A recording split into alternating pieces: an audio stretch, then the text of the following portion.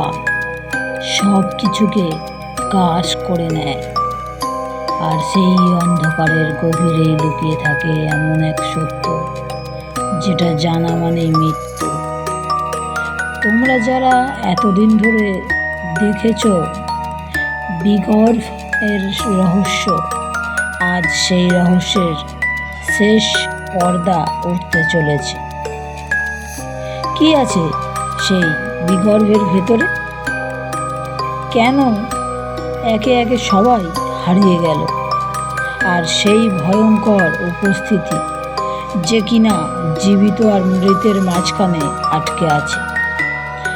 আজ সব প্রশ্নের উত্তর মিলবে, কিন্তু সাবধান, এই সত্য জানার পর তুমি আর আগের মতো থাকবে না। স্বাগতম ভৌতিক রহস্যের এই শেষ পর্বে। তাহলে চলো গল্পটা শুরু করা যাক। আচ্ছা, শেষ পর্ব শুরু করার আগে আমরা প্রথম পর্বে কিছু অংশ শুনবো, তারপরে শেষ পর্বটা শুরু করব।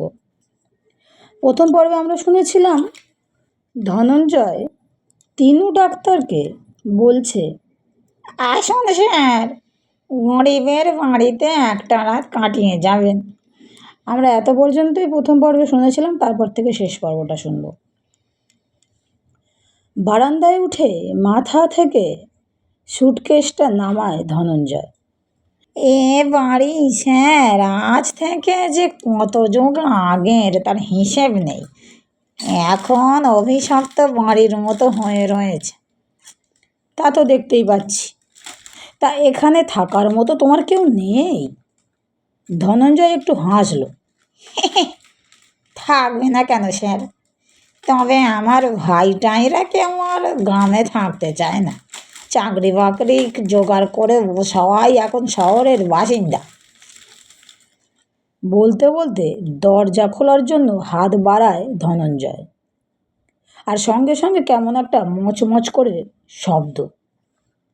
তিনু ডাক্তার হাঁ করে তাকিয়ে থাকে। সে কি হে, দরজায় তালা লাগিয়ে বেরোনি? চুরির ভয় নেই বুঝি এদিকে? ধনঞ্জয় একটু হাসল। চোর কোন দেশে নেই স্যার। আসলে চোরও জানে এ ঘরে ঢুকে কিছুই পাবে না। যাকে আসুন স্যার, একটা মাত্র রাত তো, একটু কষ্ট করে কাটিয়ে দিন। কাল আপনাকে রঘুনাথপুরের কোয়ার্টারে পৌঁছে দেব। ধনঞ্জয় ঘরের ভিতর ঢুকে গেল।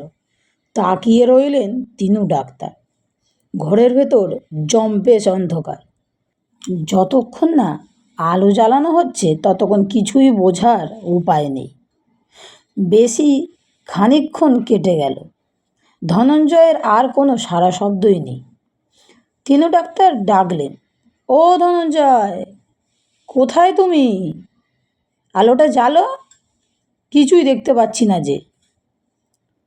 ঘরের ভিতর থেকেই ধনঞ্জয় উত্তর দিল, আর কাছে তো দেশলাই নেই স্যার।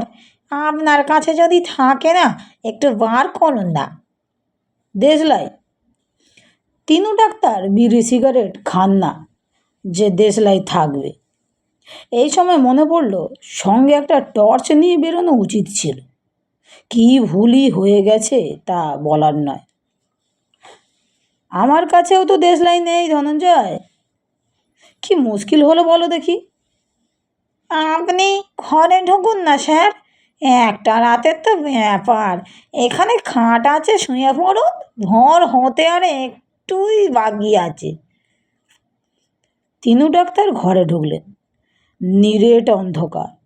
ঘরের ভিতর কোথায় খাট আর কোথায় কি, কিছুই বোঝার উপায় নেই। একটা আলো জোগাড় করা যায় না ধনঞ্জয়? আশেপাশে তোমার জানাশোনার বাড়ি নেই? থাকবে না কেন স্যার? গ্রাম দেশে কেউ অচেনা থাকে না, সবাই সবাইকে চেনে। কিন্তু স্যার, এত রাতে ডাকাডাকি করাটা কি ঠিক হবে? বিপদে যখন পড়েছি, না ডেকেই বা উপায় কি? একটু দেখো না হে, আলো ছাড়া কি থাকা যায়? ঠিক আছে, দেখছি স্যার। আপনি এই খাটে এসে বসুন তো।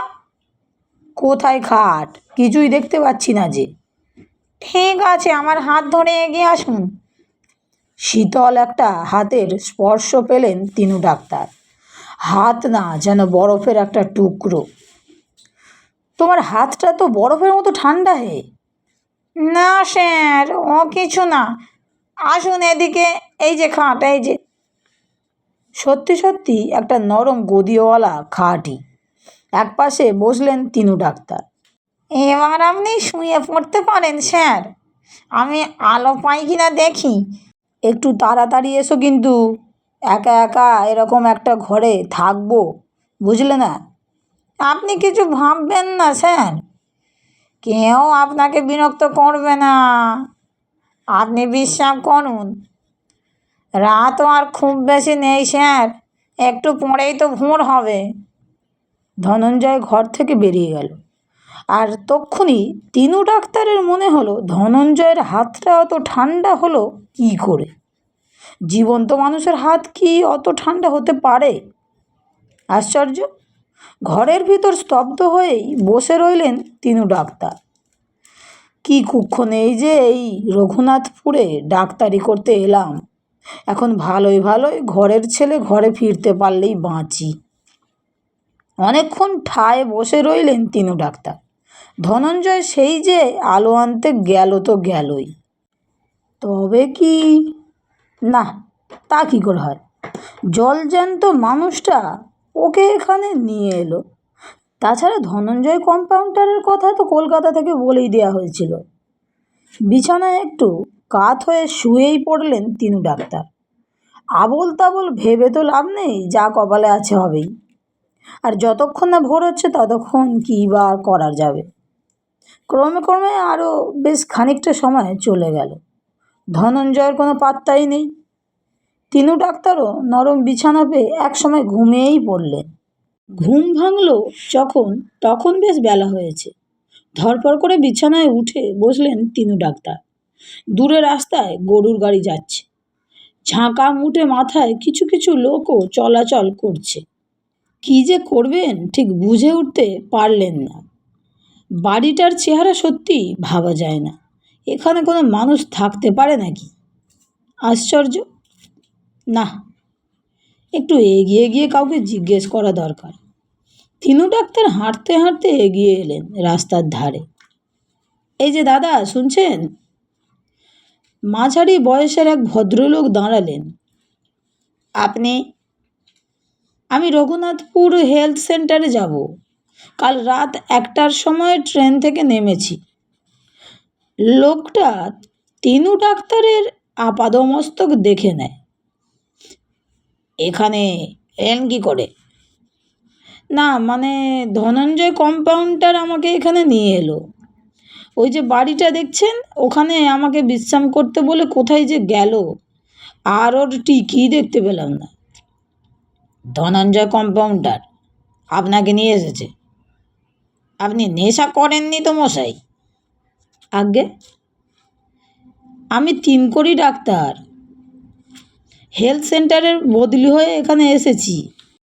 ধনঞ্জয় কম্পাউন্ডার তো পরশুদিন মারা গেছে রেলে কাটা পড়ে। হ্যাঁ? হ্যাঁ, কি?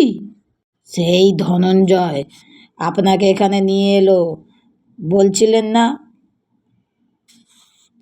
তিনু ডাক্তারের বুকের ভেতর কেমন কাঁপুনি শুরু হলো এ সময়। ধনঞ্জয় কম্পাউন্ডার মারা গেছে, তবে মারা গেছে বললেন পরশু, কিন্তু ও যে কাল আমাকে এখানে নিয়ে এলো। আমার কষ্ট হবে ভেবেই ও আমাকে ও ঘরে রাতে শুতে বলেছিল। লোকটা কেমন হাঁ করে তাকিয়ে রইল তিনু ডাক্তারের দিকে। তিনু ডাক্তারও বুঝে উঠতে পারছিল না এ কী করে সম্ভব। বন্ধুরা, গল্পটি এখানেই শেষ। গল্পটি তোমাদের কেমন লেগেছে অবশ্যই কমেন্টে জানিও। আর ভালো লেগে থাকলে বন্ধুদের সঙ্গে শেয়ার করে চ্যানেলটি সাবস্ক্রাইব করে লাইক করে আমার পাশে থেকো, যাতে নতুন নতুন গল্প তোমাদের শোনাতে পারি। তাহলে বন্ধুরা, আজকের মতো বিদায়। সবাই ভালো থেকো, সুস্থ থেকো, সবাইকে ভালো রেখো। রাধে রাধে।